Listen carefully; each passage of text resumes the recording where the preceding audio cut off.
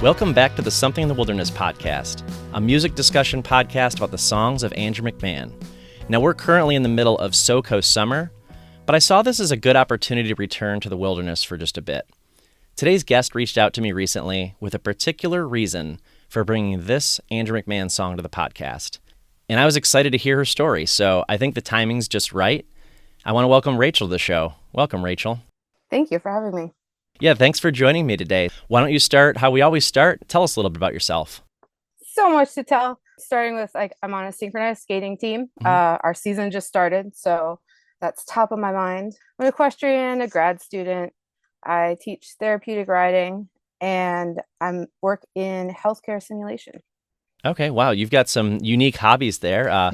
Horseback riding, synchronized skating. I've never heard that one before. I don't know that I know anybody who does that. Yeah, I get that a lot. It's basically what it sounds like. Mm-hmm. This year we have a team of 13 adults. Think marching band, except ice skating. Okay. That's pretty much what we do. Oh, I can relate more to that now than I could a year ago because my oldest daughter just joined her high school marching band. Just started going to practices this summer, so she's going to be a member this fall. And from what she tells me, I understand how important every step is in the formation. So I kind of get it more than I used to. Let's just put it that way. Yeah. What does she play? She plays the trombone. Nice. I played pretty much every instrument, starting in middle school on clarinet, and then worked my way through, ended on trumpet 1 year of college, and color guard the final year of college. Okay. My youngest one coming into middle school is taking up the trumpet. So we'll have a trombone and a trumpet in the family. So it's exciting. But the irony here is that my wife played clarinet in high school and saved her clarinet thinking that just maybe one day one of her kids will play clarinet. And of course, neither one wanted to play clarinet. Well, big surprise.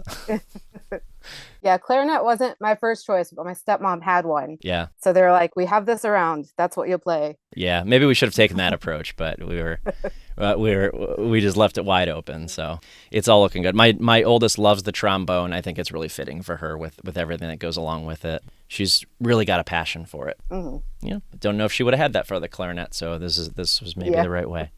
What got you into Andrew McMahon's music? I know you're a big fan. So how did you find Andrew McMahon? From going to Warped Tour initially in 2002, and I picked up one of the drive-through record samplers that had Punk Rock Princess on it. So that's the original in that I got with him. And then, of course, that led to more albums and more obsession over the years. The first ticket I have from a show of his was Something Corporate, 2003 at the Norva. Okay. And, back when we got tickets for shows. Yeah, yeah. I still have my collection. Yeah. I kind of want to make something out of it at some point, but I don't know what to do with it. And the problem is, like you just pointed out, they kind of end on a certain date, right? Like, I don't remember what that date is, but at a certain point, we just weren't getting paper tickets anymore at all, so...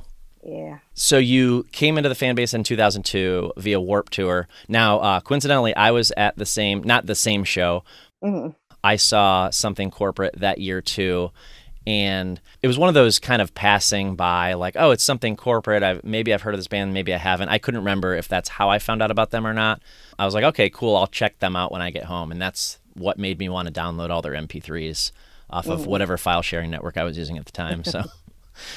eventually I got the album, but I know you have a recent history with the Dear Jack Foundation fundraising, and that's one of the reasons that we decided to talk about this particular song in this particular time. The Dear Jack Foundation 300K challenge actually started this week, and so for those that are listening that don't know, there are fundraising teams made up of, a lot of them are Andrew McMahon fans, but you don't have to be, obviously. But if you're listening to the show, I'm sure you're an Andrew McMahon fan.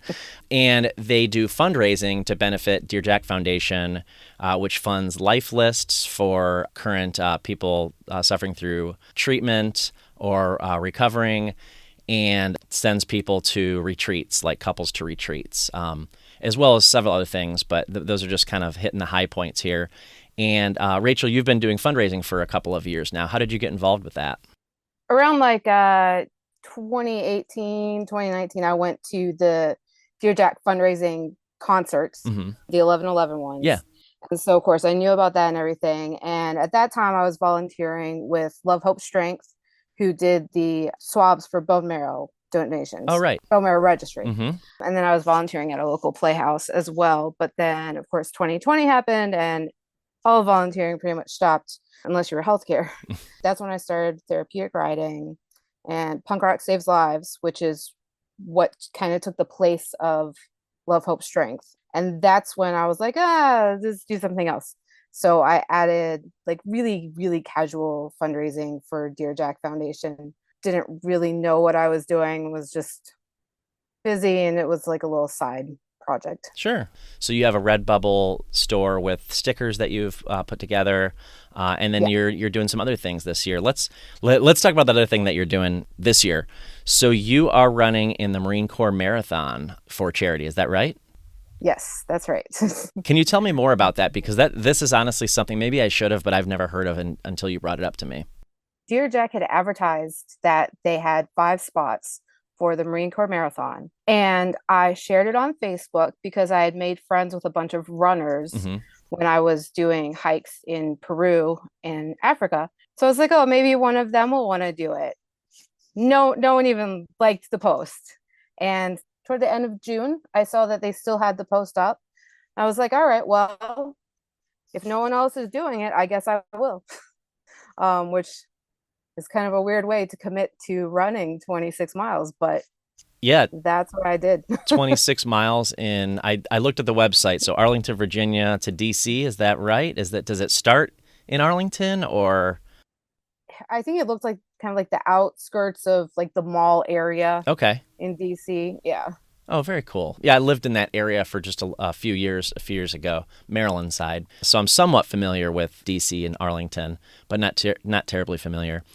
It sounds like so you're raising money to run the marathon, but all the money that you raise goes to the Dear Jack Foundation. Is that right? Yeah. So when the Marine Corps Marathon, when they offer spots for Mm-hmm. charities, each charity just kind of sets what their fundraiser goal is for each runner Okay. who runs for them. So Dear Jack had set a $3,000 goal. Okay, very cool. Now we have a lot to talk about with the song, but I gotta ask because I heard you say Peru and Africa, and kind of like the synchronized skating. These are things that maybe I haven't heard before. So you've been hiking in Peru and in Africa. Yeah. So Peru was another thing like the marathon. My friend owns a bucket list travel company, Okay. and she sent out an email saying that she was going to go hike the Inca Trail, had a couple, 15 spots for other people to go. Mm-hmm. And it would have been the year that I was 40. So I was like, why not go do this massive thing to celebrate what is generally considered middle age? Yeah. Not really a hiker, active, but not a hiker. So then, of course, that got pushed back because that would have been in 2021 and everything was still weird. Oh, yeah. So I remember. 2022, I went and hiked the Inca Trail.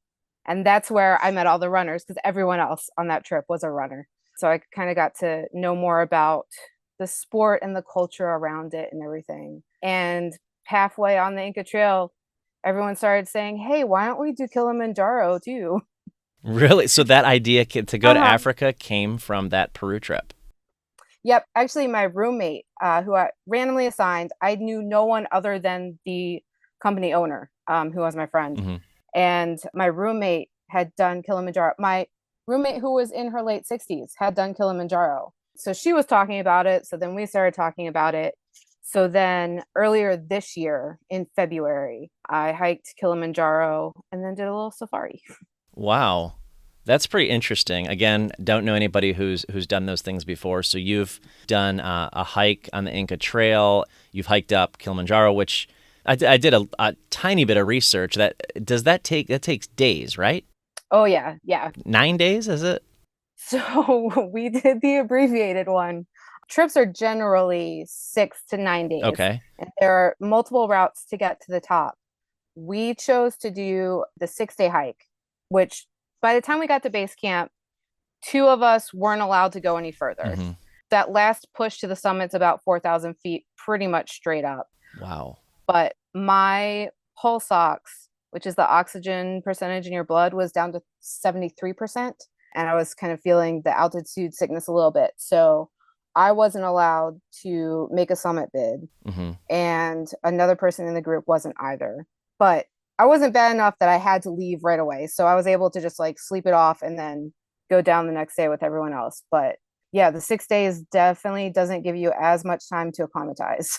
Yeah, that's wild. Oh my gosh. That's kind of scary what it can do to your body too.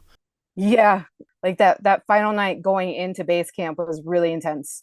Just kind of like shuffling my feet, like it took everything I had to just like stay upright, keep my feet moving, get to camp. It sounds like you present yourself with these challenges, let's call them, like the marathon challenge, to just kind of push yourself and see if you can do it. That's a really cool thing that you're doing. Yeah. Way to push yourself. I've I've done 5Ks, and that's pushing myself for me. And Yeah. I was able to do it, and I kind of just wanted to prove to myself that I could run 3 miles, and I did it. Yeah. And I'm like, cool, now I've done it. So I don't have any desire to do a marathon, but I don't know, maybe Yeah. one day or a half or like a 10K maybe. So Hmm. we're going to talk about a song today, and I'm just going to give a little intro here. I remember exactly where I was when I heard this particular song that you wanted to talk about. So when you brought it up, I was actually quite fascinated when I heard the one you wanted to talk about. I was like, okay, well, that's not a Something Corporate song, and I've been doing a lot of Something Corporate lately for reasons that everybody knows. And it's more of the modern era of Andrew, of course. I was curious to hear what someone else had to say about this song, and we'll kind of get into that as we go along here. But I remember sitting at my computer, my desktop computer in our family office, and playing this one right from my computer because that's when I got the song, and listening to it. And I remember exactly how I felt. I was like, this one feels different from the ones that came before it, from that same album. And this one feels more intimate. The song we're talking about today is Built to Last by Andrew McMahon in the Wilderness, and it was released on December 22nd, 2022 as a single, actually 4 months ahead of the album. It was the fourth single released in advance of Tilted to Win No More, and it followed up Stars, Skywriting, and VHS. Anybody who knows those songs knows this one was different. The song was track 5 on Tilted to Win No More when it was released on March 31st, 2023. Rachel, do you remember first hearing this song and what you thought about it initially? I do not have the clear memory that you do of listening to it, Mm-hmm. but I know it was like the first-ish week in January or so, and I liked Stars. I had heard Stars play live, Mm-hmm. and I like it more live than I do listening to it just because of the big production Mm-hmm. and the way it pulls you in there. The next two I wasn't really excited about just because it's not really my musical style, Sure. which I love the acoustic versions of them. So it's not even necessarily the songs themselves, it's just the musical styling. Mm-hmm. So because of that, I didn't leap at Built to Last when it first came out. Yeah. I was just like, okay, I'll listen sometime because I just kind of didn't want that like slight letdown of like another poppier tune. Mm-hmm. So then when I did finally listen to it, I was just in shock. And at the time, I was putting together a playlist to go to Argentina. So in addition to just wanting it for the playlist, it even says Argentina in it. Oh, So that's that quite a kind of, coincidence. yeah. So for the first while, whenever he said move to Argentina, I just kept thinking fly to Argentina because, that's what I was Yeah. doing. Yeah, it just caught me. Has it grown even more important to you over time? Yeah, definitely. So the playlist I made was one to kind of like calm me down Mm-hmm. and focus me in. I was going to Argentina to participate in the Gaucho Derby Academy, which is riding semi-wild horses across Patagonia. Oh my gosh. And Well, you are just I an had, adventurous one. yeah, I had broken my foot in August before going on that trip in January, Oh. and it wasn't super healed. The doctor didn't send me to PT, so I was just a ball of Mm-hmm. nerves and kind of starting out my playlist. And every time I put my headphones in with this song, just kind of like we'll go into, like the things he's saying in there just really helped refocus me in the moment. Wow, that is awesome. So you have a pretty deep connection to the song. It makes so much sense why you wanted to talk about this one. When I first heard it, I just wanted to add this on that because I knew that it was going to be a slower song. Someone had told me before I had a chance to listen to it, another fan had said, "Hey, this is like a piano ballad, and this one's my favorite of the singles that have been released." So I was kind of anticipating. So I played it and I was like, oh yeah, I can definitely see how this is different, and I like it a lot too. Like you, I liked Stars, VHS and Skywriting. I didn't like as much on in the initial hearing. They grew on me. Well, particularly VHS grew on me. But I was excited to hear something that was different than the other ones that he was releasing at the time. And it kind of made me wonder, okay, what's this album going to be after the different things that we've heard? I would argue Stars has a different sound than songs like VHS and Skywriting as well. Yeah. And then compared to Built to Last, pretty different too. So I have some production notes here from an American Songwriter Review of the Tilt at the Wind No More album from March 2023. This is what the author wrote. Some tracks roar to be noticed, others whisper to be heard, like the light, wispy Little Disaster and the distant Built to Last. Now, I don't know if she or he were saying that they didn't like these songs, Little Disaster and Built to Last, or I'm assuming because the rest of the tracks, for the most part, most of the rest of the tracks were more poppy and electronic and loud and kind of quote-unquote exciting, whereas this one really brought the mood to a different place, I'll just say. So I'm not really sure what they meant, what the writer meant by that, but I thought I'd share it. I do know the song was recorded sometime in 2022, but I don't know any more than that about when. So in a Consequence of Sound article, Andrew describes the experience in the studio making this track. He states, "The recording of this track was one of my favorite moments in the studio with Tommy and Jeremy. We knew it had to be delicate and built around the piano, but we wanted it to bring the listener to another world. We vibed the studio out with lights, cut the piano and the vocal quickly, and then just bounced around from one analog keyboard to the next until it was finished." And to me, that makes sense because it definitely has some different sounds when he says we bounced around from keyboard to keyboard. I can tell there's different instruments that have keys on them being played here. Rachel, I have a question for you, though. I asked the same question to Sam last year when we talked about Nobody Tells You When You're Young. Can you imagine this song as a more full-bodied track like most of the songs on Tilt at the Wind No More? Can you imagine it as like one of those pop electronic, more produced songs? I think it would lose so much of what it has, and the quiet complements the lyrics so well that if it were sped up, it would take on a different meaning. Mm-hmm. Over the years, we've heard a lot of different versions of Swim. Yeah. And at one point, I noted, because I had heard it so many times live where it was slowed down. Mm-hmm. And then, it shuffled onto like the studio version of Swim. I'm like, oh, like this is more hopeful. Whereas the slowed down version puts you in more of a space where, like you're trying to get out of it. Like maybe there's hope somewhere on the horizon, but the fast version is just like, you've got this, and I think that contrast would have been seen and much more drastic with this song. Yeah, I agree that it seems fitting for the lyrics to be produced and played the way that they did it. I think of a song like Last Rites, though, and that's why what inspired this question. Last year, Andrew posted a recording of him playing Last Rites on just a piano on Camp Wilderness. And it made me wonder, oh my gosh, I wonder what these songs like Last Rites would find out pared down where it's not all these production elements. And then it made me think the opposite. I wonder if Built to Last or Nobody Tells You When You're Young could have been pop, electronic pop songs. But I completely agree in both those songs. I don't think they would have worked as well. According to Andrew in his quote here, it sounds like it worked out just the way he felt it should have been, the way they recorded it. I think on an album where he has worked with other people so much, and in recent years when he's worked with other people so much, this was the absolute best time he could have chosen to not work with anyone and to have not turned it into something newer. Because I feel like the piano ballad side kind of calls back to Jack's Mannequin. Mm-hmm.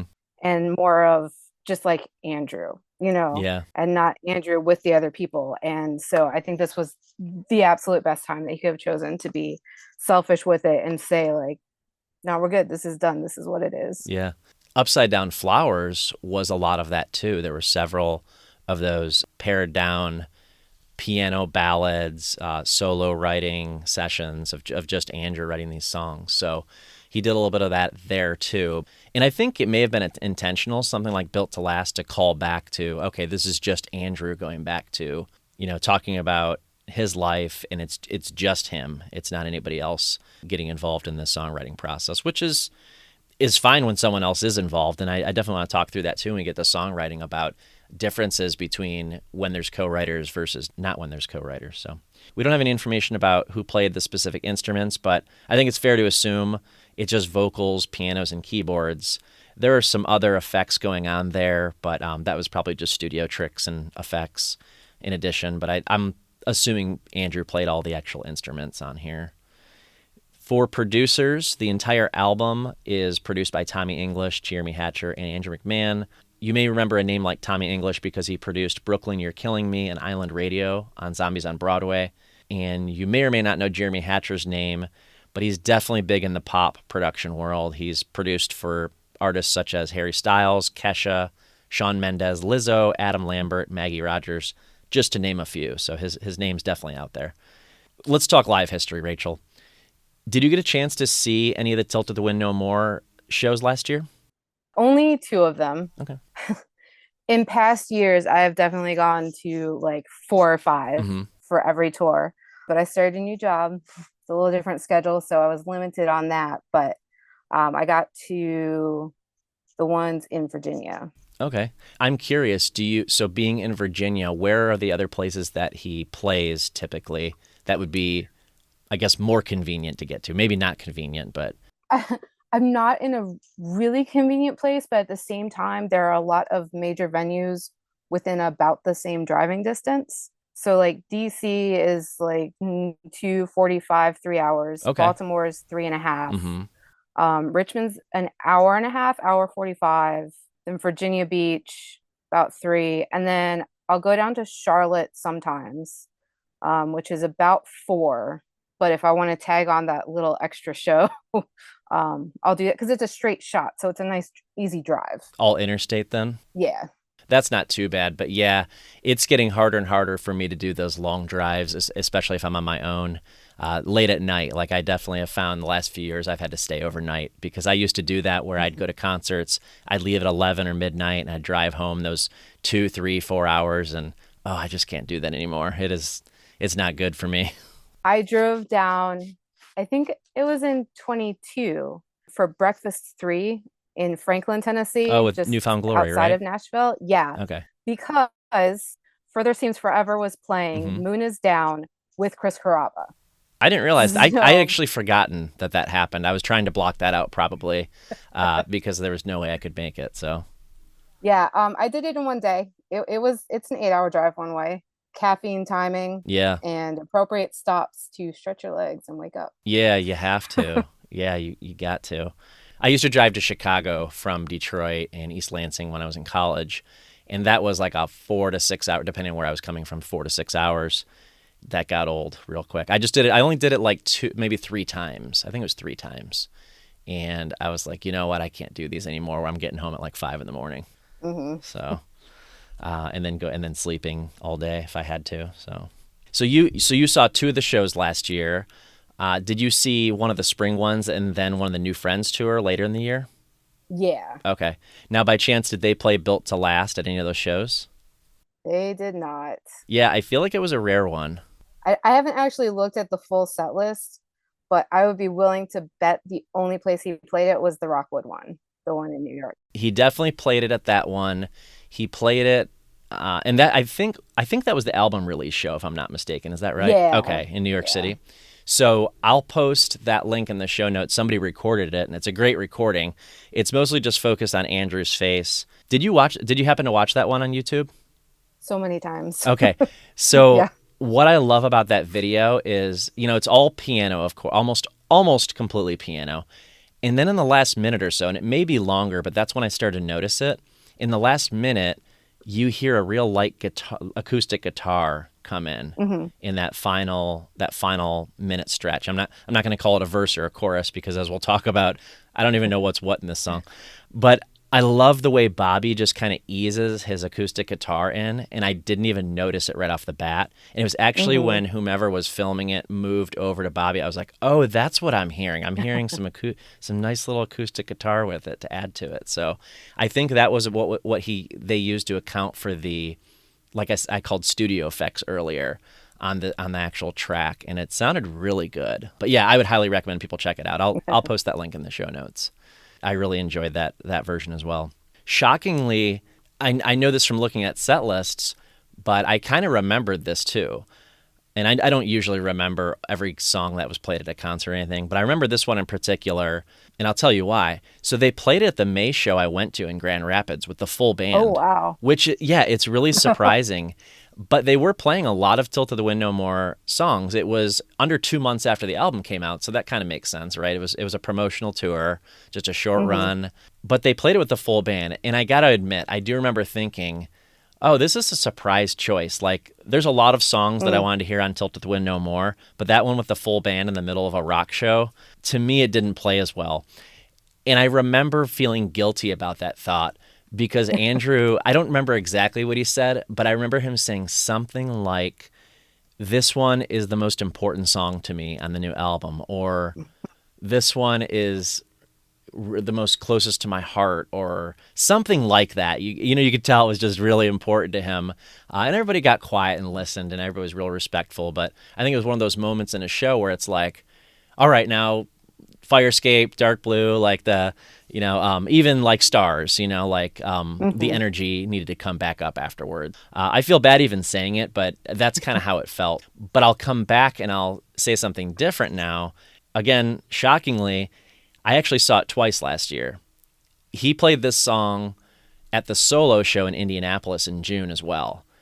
That felt more appropriate. So what you saw in the YouTube video at the Rockwood in New York City, that's probably exactly what it sounded like at the Hi-Fi in Indy in June. And I didn't take any video of that or anything, but I do remember thinking, okay, I get it. Like, this is the place for like this piano ballad. So, because don't get me wrong, I love me a good Andrew ballad. And honestly, there was a time, even at the Something Corporate show last year, where I was like bursting with energy, and it hit one of those classic SoCo ballads, and I was like, oh man, I kind of just wanted like the rock, bring me the rock, I'm not always like that, but for some reason in those moments I was. I think I enjoyed Built to Last live a lot more in that piano-only environment, but not shockingly, right? Because that's how it was meant to be, so not shocking at all. Speaking of Something Corporate, are you going to get to see them this year? Technically, I have seen them this year. I went out for the New Year's Eve show to California, so I saw them for, like half an hour of this year. And then about 2 weeks, I'll be at the 930 Club show. Oh, very cool. You were able to get a ticket, huh? Yeah. I know people who were not able to get a ticket to that show. It was like so hard when tickets went on sale. But that's cool that you get to go. And it's, only a few hours for you then? Yeah, it'll be about 3 probably by the time I get through traffic and everything. That's such a cute little venue. And I saw the 10-year anniversary of Everything in Transit there. Oh yeah. And love the venue, but it's such a pain to get to because then the metro shuts down, so you can't really take that in. You have to drive into DC, but it was worth it for this one. I've only been to the 930 Club once or twice. I saw Yellowcard there one of the times. I can't remember. Maybe Anberlin, unless that was the same show. Now I'm forgetting. Oh, The Bravery was the other one that I saw at the 930 Club. And I don't remember whether I drove or not because I was pretty close to the end of the Green Line. So I don't know the Metro at all well enough to know how I got there. I don't know if I took the Metro. I don't know if I drove, but I never enjoyed driving in DC. That is a certainty. Or parking there. Parking there always felt impossible. So I saw Glenn Hansard at the National and did not realize how early the Metro shut down. And turned out I got it on the last train. Ooh. That was leaving at like 11:15 at night. So wow, you got lucky. Yeah. because I had no idea that was the last one. So Yeah, you'd have. really thankful on that. Yeah. No, I don't know if the National existed when I was there. I moved away 15 years ago, so maybe that wasn't there Oh yet. yeah, Okay. definitely newer than that. Okay. Yeah, because I hadn't heard of it. I heard of the Black Cat and the 930 Club. Yeah. And then I went to shows out in Virginia, like at the Falls Church State Theater. And then there's a coffee shop there. I can't remember what it's called. I saw a couple of shows there. Vienna. I don't know. It's out that way, though. I can't remember what it's called at the moment. But yeah, I saw Sherwood and My Favorite Highway out there. Anyway, so let's talk about the songwriting a little bit here. I mentioned this earlier, so I'll bring it up here. This was a solo written song. Did you know that this is the only solo written song on the entire Tilted to Win No More album? It's the only one he wrote by himself. Not until you had pointed it out. I guess it's not shocking with the formula of the song and some of the things we've already talked about with it. But if I had to guess, if you had said which songs do you think were written only by Andrew, I might have guessed Little Disaster as well. I might have guessed, because it just feels so personal, and I might have guessed Nobody Tells You When You're Young, but I think it's just because, again, it's like a lighter piano ballad, and it would have come to mind, but that's not true for that song, or either of those songs, actually. Just Built to Last. Does it mean something different to you when it's an Andrew solo write versus a song he co-wrote with others? Not as much anymore. Definitely when I was in college, I was still very purist about music. Mm-hmm. Oh, I can And if relate. I knew that a musician didn't write their own music, I was like, no, I don't want to listen to them. And thankfully, I've gotten over a lot of that. And I can appreciate a song just for what it is. So, in that sense, it doesn't matter to me whether he wrote this one by himself or not. But I think the fact that he did is contributes to why I like it so much. And that's fair. And I guess I felt the same way you did for so long. Embarrassingly, probably how recent it was that I had to give up that idea. I realized it's when I started to realize, okay, well, a couple of things. I started to realize how many of my favorite musicians write with others. Some of my favorite musicians from back in the day are now writers or co-writers for other artists, so it kind of makes me curious about that part of it. But also after reading some books about songwriting, and I don't read books about songwriting because I'm a songwriter, because I'm not, but I read it because it's fascinating to me.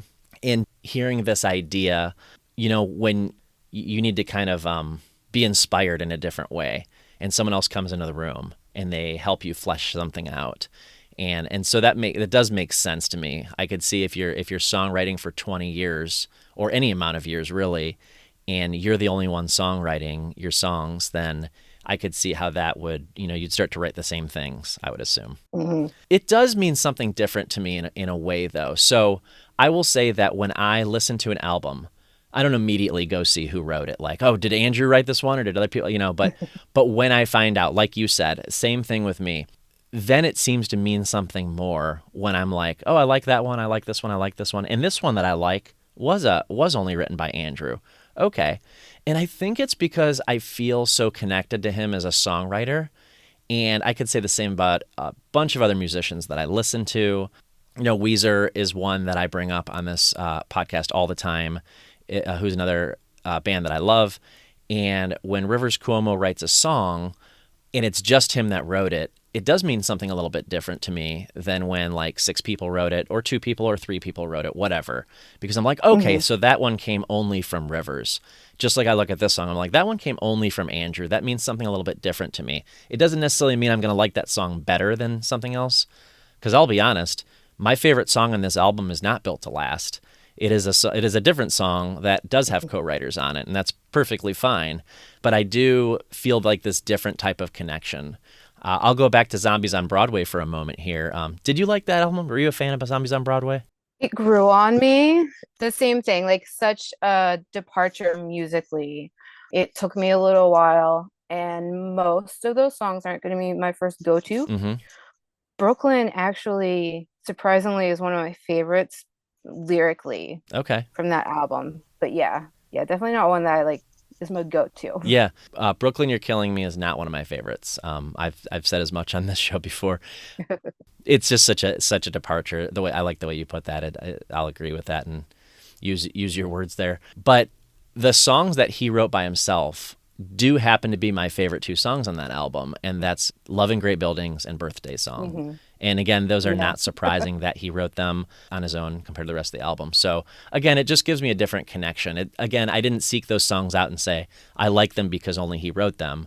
But after I found out, after I realized that I loved them, I looked at and I was like, oh, and he wrote those. That's pretty cool. I kind of look at that stuff, and I don't know, for some reason it does mean something to me.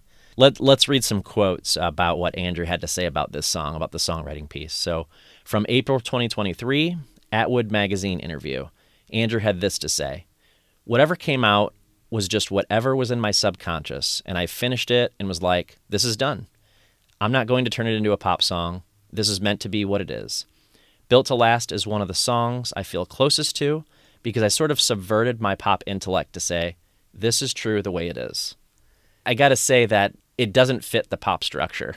I agree with what he's saying there. It's like he had to step away and be like, yeah, this is the way a song's supposed to play out, but that's not what this song is. In that way only, I'd put something like Orphans by Jack's Mannequin in the same bucket. It was just kind of what he felt at the time. He wrote it, he put it together, and he's like, yeah, it doesn't really make sense with the song structure, but it works. And then I've got this other quote from Consequence of Sound article from 2023. Back when this album was rolling out and they were releasing the singles, he would post on, you may remember this, do you follow Andrew on like Instagram and other social medias? Yeah. So he posts like a commentary basically about each song as it drops. And that's what he did for this one. This is what he said about it. And then Consequence of Sound online had all 11 tracks worth of commentary, and they put it all together in an article. It's really nice to go back and read, especially if you like this album. He says, I was pretty burned out when I wrote it, and the simple act of sitting down at the piano and working my way through that feeling was akin to good therapy. My favorite part about the song is how the chorus starts with a lyric, I don't want to do this anymore, and ends with, we were built to last.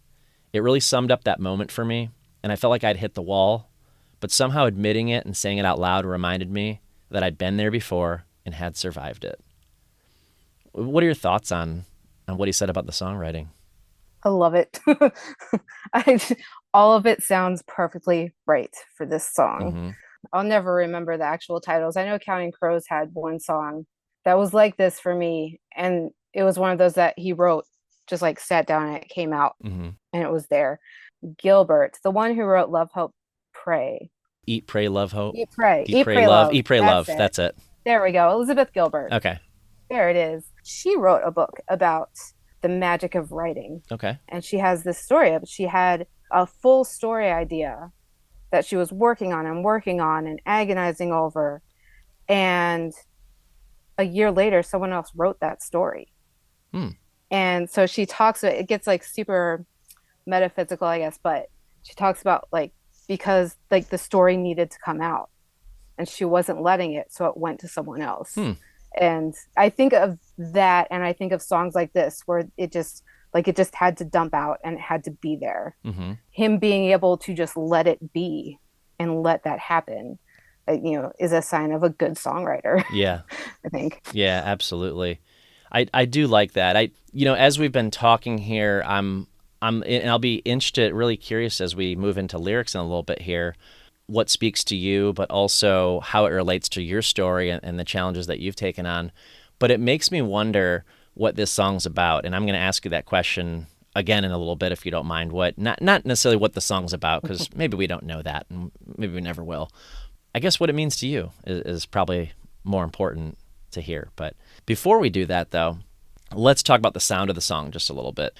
We've talked about the instruments, piano, maybe organ, some keyboards, but not a lot of what I call special effects or, studio tricks or whatever people want to name it. But from that same Consequence of Sound article from March 2023, Andrew gave his thoughts on the song structure. He says, I love Built to Last because it doesn't have a proper form to it. And as someone who loves pop music, this isn't something I generally allow myself to do very often. We mostly just get Andrew on a piano on this song, and from these interviews, and now we know why. It's like this is the way he intended. It was very intentional to leave this one alone, so to speak. But I hear a lot of speaking of sound of it, I hear a lot of atmospheric sounds, and it kind of comes and goes in the song. Does it help the song for you?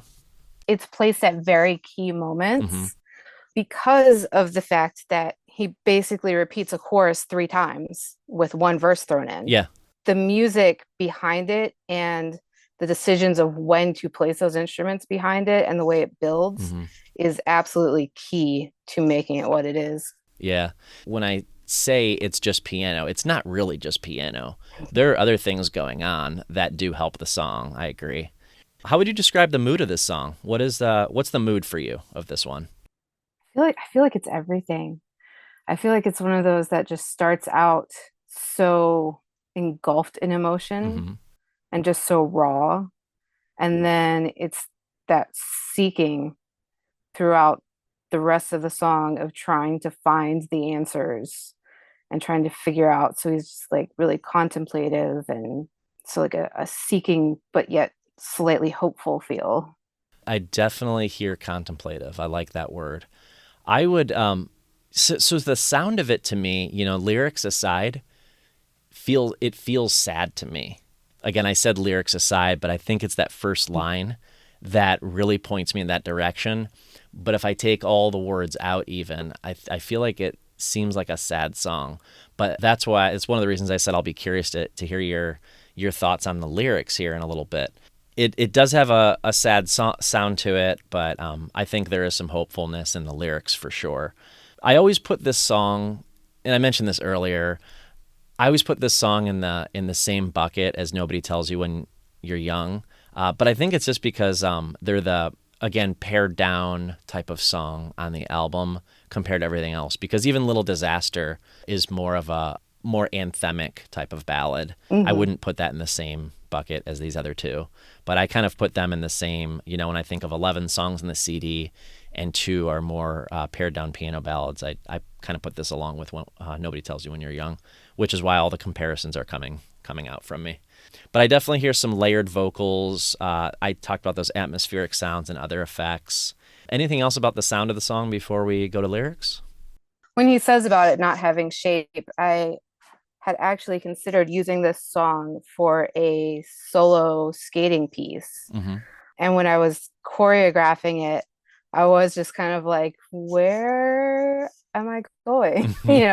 Trying to find those points in the music. But that's also something that I like about it. And it definitely creates a different style of skating. And it's just like big and flowy. And it doesn't quite matter that it's not as rigid.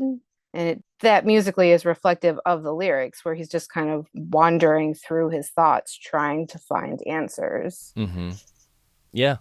Like you said earlier, contemplative kind of, yeah, I like that. Wandering through deep thoughts with Andrew.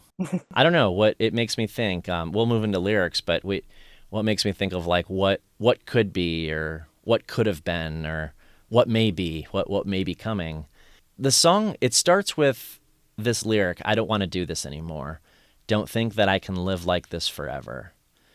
Those lines really stick out to me. It's hard to think about this song at all. So when we chatted and you said, yeah, this is the song I'd like to talk about, or if someone says the words built to last to me, or if I see it on a set list or anything like that, that's what I think of. I think of those lines, for better or for worse. They're the ones that really stick to me. And again, I think it makes me feel like it's a sad song because of those lines alone. Like, you have to move on. You can't continue the way things are going. Do you have any thoughts about the lyrics here? Like, is it telling a story? Absolutely. From all the times I've listened to it, I can just like picture someone sitting down and trying to get these words out because they've been battling with these situations throughout the days where they want something but they don't want it, and they're too stressed out but they want to keep going, and they just finally sit down and they're like, I have to figure this out. Mm-hmm. What is true about this situation? And the first thing that comes out that's true about the situation is, I don't want to do this anymore. And that is what leads into figuring what they actually want. So what they want to do because they can't do this anymore. Yeah. Okay. Interesting. To me, yeah, I mean, he describes what sounds to me the sleepless nights on the engine roar, to me, I can't help but feel like he's on tour, right? He's sleeping in a car, Yeah. van, tour bus, whatever it may be, but he's sleeping with the engine roaring beneath him, or trying to sleep, I guess, because it's sleepless nights, right? The songs always made me think of a relationship, like his relationship with Kelly, or a fictional relationship between two people, or something like that. Is that the sense you get of this, or does it mean something different to you? So I did initially, and I tried to find this clip so you could reference it. Mm-hmm. But at some point when he was talking about this song, and I feel like it was probably Camp Wilderness, and I couldn't find like all of the past live streams on there to go back and look. Mm-hmm. But he has said that that's, of course, everyone's initial thoughts of like, oh, this is about a relationship. Mm-hmm. But he said it's much more about a person deciding to keep going, and that this is actually what they want, and like choosing yourself. In choosing that, he chooses the relationship, because obviously you have the lines where it's referencing a person. So it's easy to jump to that, but it's more like it references a relationship, but it's actually about an individual. About what's best for that individual, but what's best for that individual in part is because our relationships are part of ourselves. Yeah. I don't remember that. I'm sure I watched that, saw that, but that didn't come to mind for this. Did he play that on Camp Wilderness? Do you remember? Or was he just talking about the songwriting of the album? I think he was just talking about it. Okay. Maybe even somebody asked in one of those Q&As. Yeah. Okay. It feels out of left field, which is ironic because one of your connections to this song is the Argentina reference. But the Argentina reference does feel like it's out of left field. But I think he was just giving an example of, I don't know, maybe I'll move to Argentina. There's a lot of different things, a lot of different ways I could go. There's a lot of different things I could do. Is that how you interpret something like that? Is it just kind of like, maybe I'll move to this place, maybe I'll do this differently? Yeah, I mean, I feel like the final decision was just because it rhymed enough with ballerina. I think that's what most people would say, yeah. Yeah, I think you're right. The next few lines here after the Argentina ballerina lines it definitely makes it, and this is where I was going earlier with what could be or what could have been. Is this looking back on a relationship that did or did not happen, going back to that moment and thinking, these are the things that could happen to my partner. Maybe she'll go off and marry somebody that'll make her real happy. Maybe it'll be for the better if she does that. Maybe it'll be better for me. Maybe it won't be. Maybe I'll be alone. That's the sense I get in the second half of this piece of the. I don't even know what to call it, a verse or a chorus. I'm not even sure. But this piece of the song here, and you'll marry a man who treats you right. The more I think it's less like courage to run when hopeless days will pass. You're still everything I wanted. We were built to last. I don't know. Is he looking back as in like with regret, or just kind of imagining what could have been? It echoes back to Restless Dream in a lot of that part, but it's a more mature version of that song. Okay. Where you're already in it and making the decision of whether you want to stay or leave, and picturing what that would be like. Sure. I noted the fact that maybe it references that kind of place of desperation that the song's coming from. But in the scenario, the other person finds another partner and lives happily, and he just never gets that. Because it does just say chase around the ballerina, not settle down. Any resolution, still not getting a resolution. Yeah. So there's this beginning piece, and it kind of ends the same way, right? With the you're still everything I wanted, we were built to last. Not to jump to the end of the song quite yet, but just it kind of comes back around and repeats the same lines there. But that middle part, I'll read that because it's short lyrics, so I'll just go ahead and read the whole thing. I saw you there on the mezzanine, freckled cheeks, all wisdom teeth and dimples, crater ends to downturned lips, landing lights, those latchkey kids come home. And we were so much younger then, sometimes I miss the innocence of summer. I see the way you look at me and wonder if the thoughts you read are mine. It definitely feels in this piece like he's looking back to those moments and maybe the beginning of the relationship versus how they feel about each other now.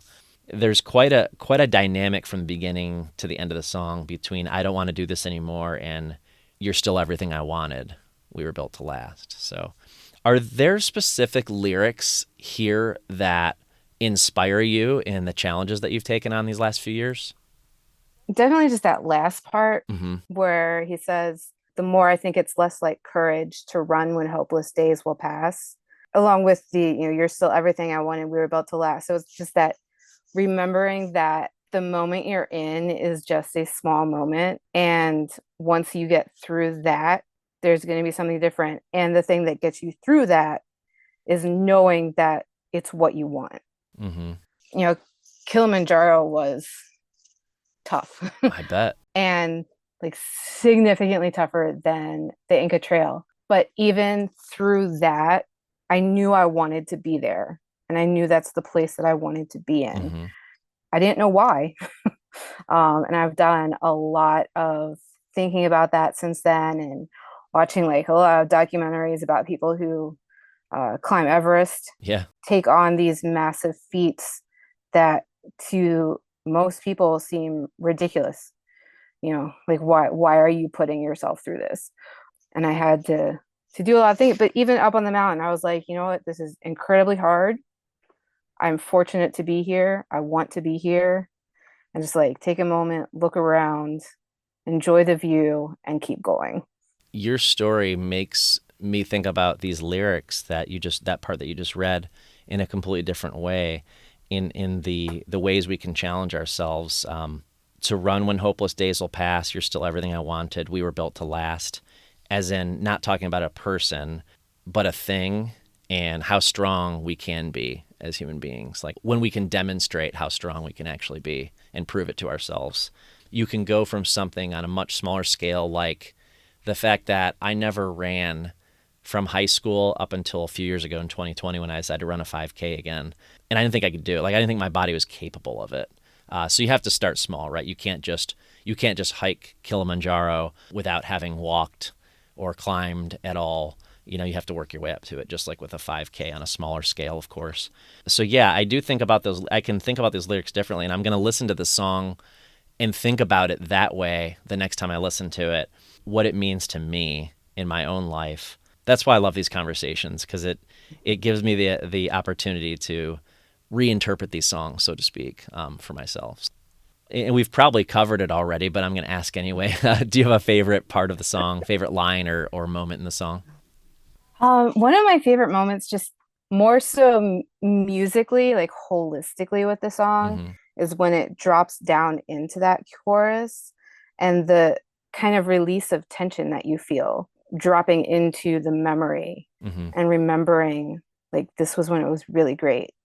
And this is like the whole mood changes. I really just like that moment. Mm-hmm. For me, it's got to be the very opening lines. It does mean something to me. It's not about giving up. It's not like I don't want to do this anymore as I'm giving up, but it's that very contemplative piece. Like, so I'm feeling this way. Now, what am I going to do about it? How Yeah. how am I gonna? And the way you put it earlier was great. Like, so if this isn't what I want to be doing, what should I be doing? What do I need to be doing? What changes can I make? Because it's my life. I have the ability to make changes because I don't think I can live this way forever. So, yeah. So I love that part. That's the part that always sticks with me when I think of this song. We've used the word contemplative, but I just say it's like there's some deeper meaning here that I think we've touched on some of, and I'm sure if you ask the next person that thought a lot about this song, they would even have a few different things to say. That's what's nice about poetry is you can interpret it to your own meaning, and it can mean something different to one person that can to another. Did you get a chance to watch the lyric visualizer, as they call it? I would call it a music video too, but they call it a lyric visualizer. Yeah. Okay. Yeah. I've watched that one. Okay. What'd you think of it? I love it. I think it perfectly matches and overlaying. I mean, who hasn't looked at what we're assuming is just like the old family photos Mm-hmm. and, knowing what you know now, like maybe that was a photo of the last time that you got to see your grandparents. Mm-hmm. And so it's the bittersweet of like remembering how much you loved being with them, Mhm. and then this like, well, don't have that anymore, you know, or looking at something being like, oh, that was the first time that I realized that I was going to go on to do this great thing that I ended up doing. Mhm. So it brings back a happy memory of that time of change. It complements really well. Yeah, I'm kind of fascinated with home movies of my own and my family's, both present or recent past, let's say, versus even to my back to my old childhood from the VHS tapes. I've done a lot of inputting of those old home movies, and I have done some of the like setting it to mute, setting some of those to music, and so I love that kind of thing. So I was really appreciative as well. I could really appreciate this music video because just taking, what could be random strangers' home videos, that's okay. But just knowing that those were important moments in somebody's lives. And that was pretty neat to capture. And it does, I think, give the song this additional meaning when you're looking at that visual. There's some music videos that can change a song for me and some that can change it negatively. For this visualizer, I think it enhanced the music for me. So Yeah, especially to be able to definitely. read the lyrics along with moving pictures, I'll say, as they used to say, because I think there's a difference between looking at pictures from someone's past or your own past versus the videos, because like you said, because there's videos we have of maybe our grandparents or relatives that we've lost does something a little bit different when you can see them in motion, how they reacted to things and how they how Hmm. their mouth moved, even if you can't hear the audio, versus just a picture that captured a solid moment, a static moment. I think it is a little bit different and special. But Hmm. yeah, there's family pictures portrayed. There's vacations, a beach, a wedding I saw in the video. Final thoughts. Do you feel like this album got its time in the spotlight, because we jumped really quickly from Tilt to the Wind No More, and then a few months later it was like Something Corporate's going to be at When We Were Young, and I feel like the focus just really shifted quick to Something Corporate. Do you feel like Tilt to the Wind No More got its time? Definitely not. It's kind of disappointing since I like it. Probably my favorite album from the Wilderness era so far. Okay. So it was disappointing. Like, I'm excited about this Soko stuff. I went out when they started, hinting for his birthday concert that there was a special surprise. Mm-hmm.